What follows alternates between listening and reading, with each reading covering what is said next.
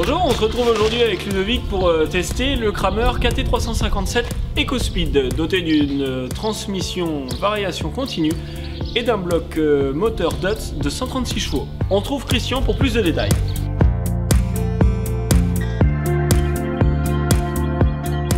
On a dans la gamme 9 modèles et en particularité celui-ci qui est le KT357.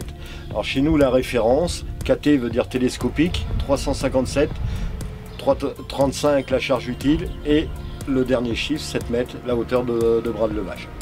Dans la gamme de taille de châssis, ces machines sont équipées de la variation continue en boîte hydrostatique avec la motorisation DUTZ en 136 chevaux et 156 chevaux. Avec sur le modèle KT357 des pompes en long sensing avec 140 litres, 260 bars au niveau utilisation.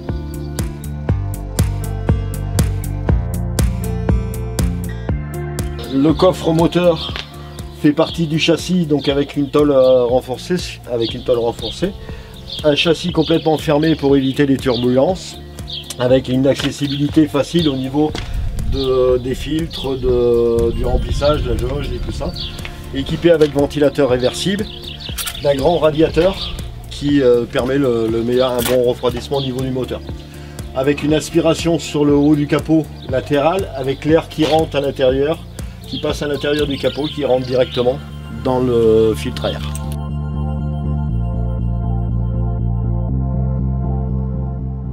Nos machines sont équipées avec écran digital, avec la possibilité de contrôler. Donc on peut avoir le contrôle en appuyant sur F1, le contrôle de la consommation journalière, du temps d'utilisation de la machine.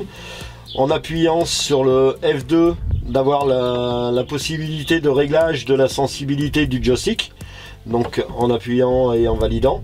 Et sur le F3, d'avoir la possibilité de régler le débit avant sur le troisième circuit, donc de 0 à 100% au niveau du débit d'huile sur le troisième circuit.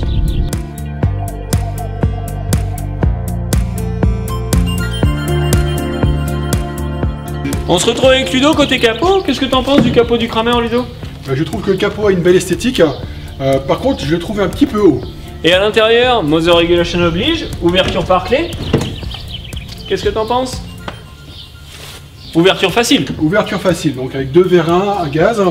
On a de l'espace autour du moteur, ça c'est vraiment agréable. Je pense qu'au niveau de l'entretien, c'est plus facile.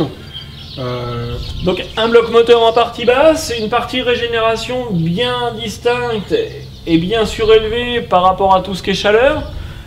Une cloison pour la partie refroidissement. Donc là, refroidissement, on retrouve la transmission, le moteur, la climatisation. Une partie filtre relativement accessible avec une vidange par le dessous.